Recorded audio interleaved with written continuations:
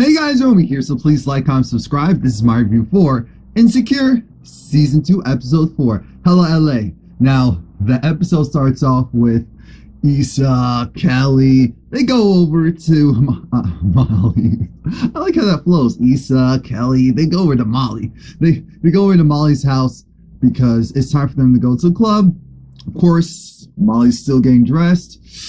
Kelly's been pre-gaming, so her usual. Issa's like, I'm ready to hoe out. She's ready to convince herself to hoe out. I don't care what anyone says. That's not Issa, not in the least. So the more that you kind of talk about something sometimes when you're not normally accustomed to doing it, it's usually a telltale sign of the fact that that's not what you really want to do. It's just something that you're trying to be open to doing. So that's where we're at with Issa. Kelly is so funny. Jesus, Kelly is so funny. Kelly wants her man of the night, man of the hour. She wants that alcohol, and she just wants to have a good time. And every group needs a Kelly. While Lawrence is getting ready for the day, Chad calls him, and Chad's like, "All right, so we're going to be doing this thing later tonight. So you're gonna come and roll through. Got some drinks, got some smokes. Going to a club. Do you wanna come? Like, are you just gonna be in the house in your new bachelor pad doing nothing, or are you gonna come and exist in the outside world?" So he says, yeah. Now the ladies, they get to the club. Of course, it's nice. It has the outside courtyard area with the pool, and then inside is the actual club. Again, they have an actual table, which is why they hurried up to make sure that they secured that actual table. And Dro is there, because we were wondering, okay, who is Dro? It was kind of weird how we met him last week, as if were we supposed to know him, but no, it's because Molly knows him. It's an old high school friend of hers, and he's at the club, so they're essentially going to hang out there because his wife Candace isn't there. And I'm thinking, this energy just feels wrong. They seem real. They have good chemistry, on screen chemistry, which had me feeling a certain way, like, Lord, I already see it. I don't want to see it, but I already see it. Kelly is already scoping out the inventory, like, all right, that one over there. All right, that one over there. we got some fun over there. Issa's just sitting there doing her usual Issa, like, can someone just come to me? Because she's supposed to be meeting some guy. His name's supposed to be Felix. And so far, she hasn't met him yet. When Lawrence was going to the store, and I knew that this was going to happen. And I thought I heard the police siren go off before them. But there was a traffic jam. And because of construction work, two people were doing a U-turn.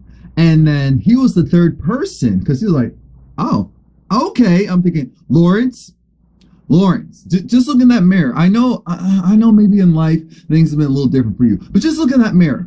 You can't do what they do. And with your luck in general, you would be the one that would get in trouble. So yeah, he gets pulled over. As usual, stop the car, and then license and registration, does that. And then the officer went to go and run all of his information. There was a following officer on the other side of his car, like, keep your hands on the steering wheel. Now again, even though how we are with the police and all that, still right now to a certain degree, I get it in certain areas where people do some stuff. So that's the only saving grace in my mind mentally, so that I just stay a little bit calmer. I'd be super calm, obviously, in that situation. But, I mean, when watching this, because then the guy comes back, and then he's just like, oh, all right, so he's clean, and we do have things in common, because where you're from, my hometown beat your hometown. And, in the big game. Oh, buddy, oh, pal, okay, we have a commonality of sorts. I was better than you at some point, so okay, everything's great. You can go, just with a warning. I said, okay, cool enough. It was just a messed up way to start the day. That's just all it was for Lawrence. Now, at the club, Issa still hasn't met her dude yet, but Molly's having fun with Dro. And Dro and Molly have a lot of history together. Again, they went to the same high schools. They're just going over past experiences and how the different phases that they both went through, well, like the growing pains of it all. Dro with, I guess, him trying to do his S-curl, and Molly, well, Molly being Molly. Now, Issa is looking, and she sees, oh God, she sees Daniel. She sees her ex Daniel, so then she goes and tells her girls, look, Daniel's here. So what do you want to do? What do you want? No, it's fine. It's fine. I'll just be mature, just talk. So then Issa goes, talks to him, and apologizes because she's like, you know what? I'm sorry because I was a little surprised that she apologized. And then I think to myself, Issa was really just messed up in that situation, period. Daniel played the part, but Issa also kind of led everyone in a certain direction. So she was kind of traditionally, I guess, what the guy would be in the situation. So she's apologizing, and Daniel's like, it's all good. It's par for the course.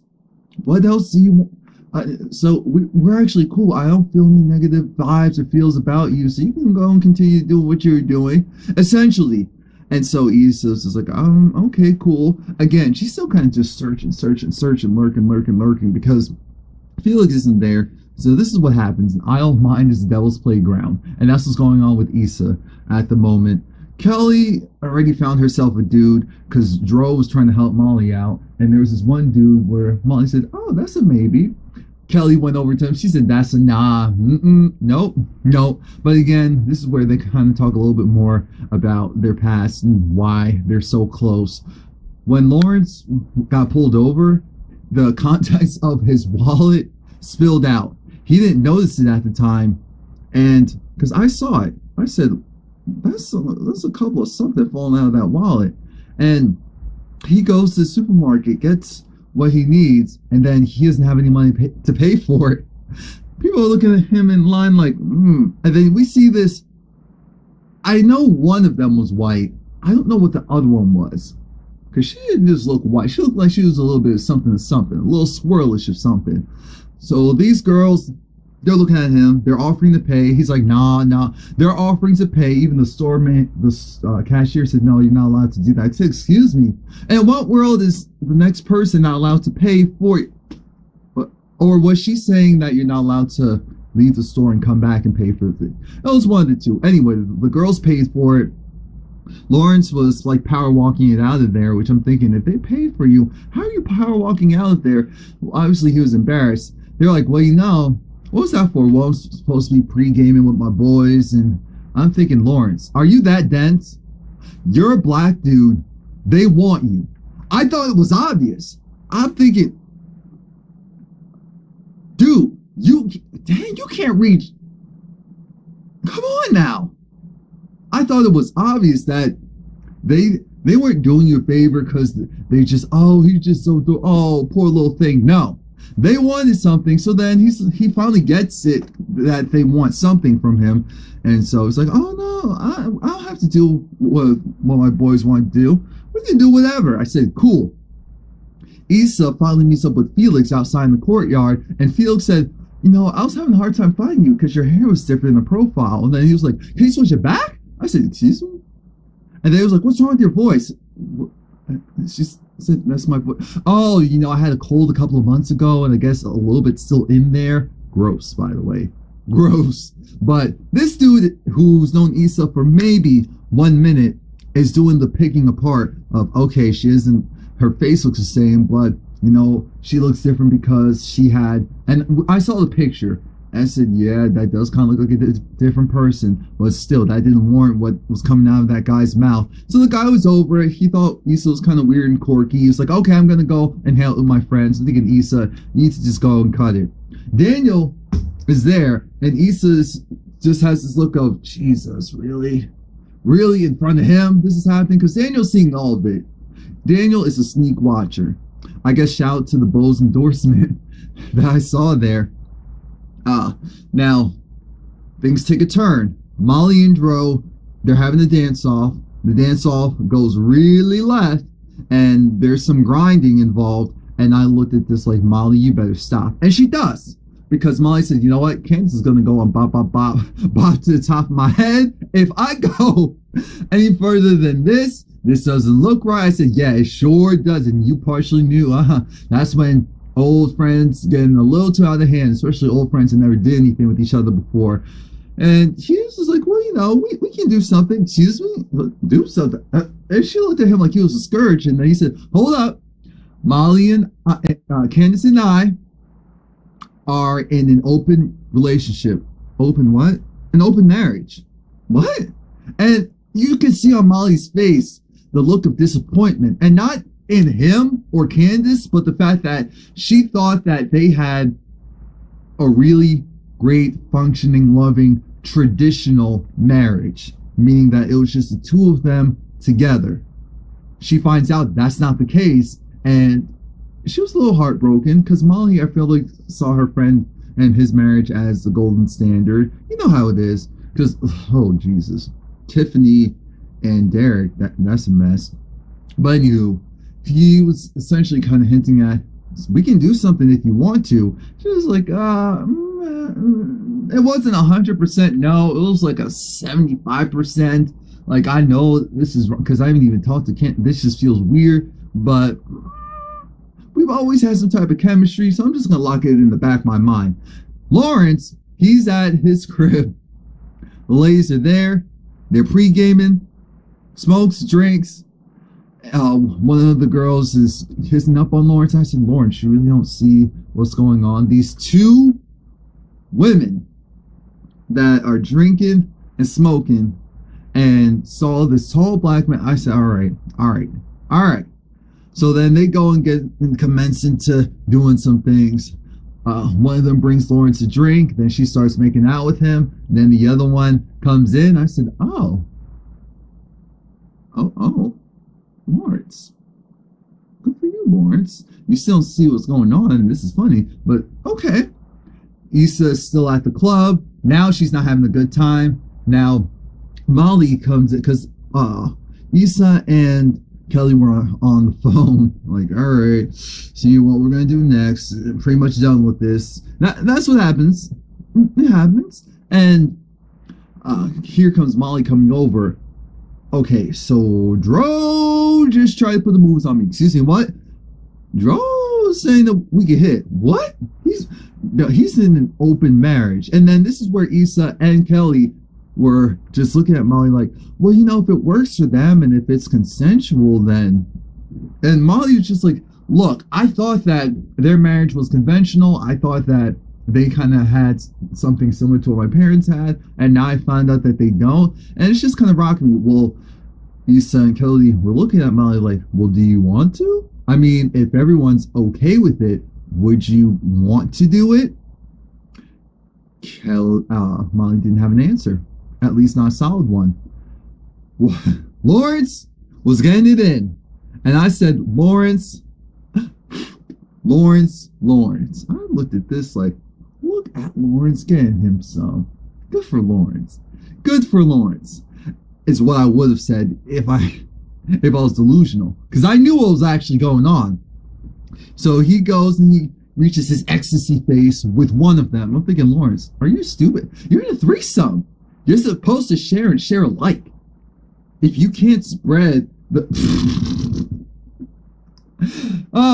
if you can't deliver to both, then you're trash. And that's exactly what happened. He was only able to deliver with one. The second girl hopped on and said, okay, there's no pushes for the chorus. Because the other girl was saying some crazy stuff about the size and oh my gosh. And I said, all right, they have a black fetish. It's obvious. So then they were like, you know what? This is crazy. No, we're done. We're leaving. They do a bump of coke and they're planning their next party, and said, well, you know, LaMarcus, he could go, and all the other black dudes that they normally go, have sex with, they can go for hours and take turns, do all that stuff. So, like I said, they had a black fetish.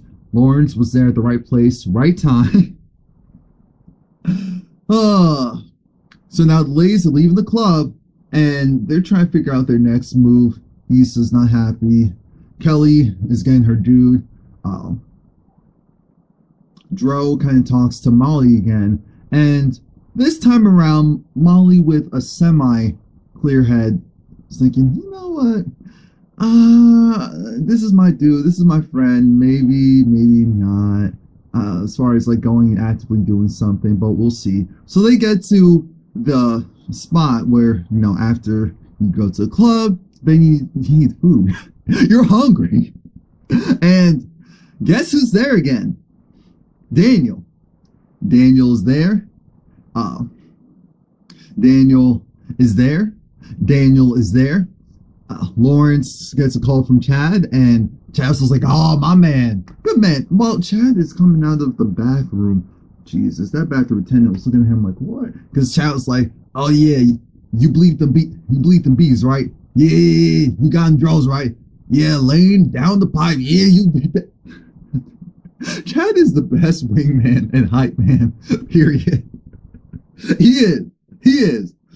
But Lawrence was acting, saying, "Oh yeah, I did that. Man, I'm worn out." It was like, "You need to do them stretches because we have the basketball game tomorrow." All right, cool. Nah, man, you did. See, I'm proud of you. I'm proud of you. Yeah, you. Let's see if you feel you knew the truth. Molly's getting texts from Dro, and Molly thinks about it because Dro's trying to see if he can meet up with her afterwards. And she said, "No, I'm just gonna go home and get ready for the next day." And I'm glad that Molly did that because I feel like it's just a really awkward situation. Molly's learning from her past. Like, stuff like this didn't really work out before, and I'm not going to go and entertain that stuff now when I'm trying to be a different person. Like, younger Molly, yeah, sure, why not? Oh, well, if everyone's consenting, cool. And if there's a fallout, there's a fallout. But she's trying to not repeat old habits, unlike Kelly. That is doing some stuff. And what her date was essentially pleasuring her under the table. I looked at her like, oh my god! I instantly knew. I said, he's in there. he is. He sure is. With a finger and all. I used to realize it was like, wait a minute, she's trying to get Molly's attention. But these ones look like, oh my god, oh Jesus, no, not today, Satan, not today. Daniel sees, it's like, all right, he said, is your friend really get under the table? Yeah, so then she goes, gets her stuff, goes over to Daniel, he makes some space for her. Clearly, they're not fully over yet, and I'd rather Issa go back to an actual, not relationship, but someone who she knows, because this whole hoeing Issa, I never believed that for a second. So please like, comment, subscribe, come back next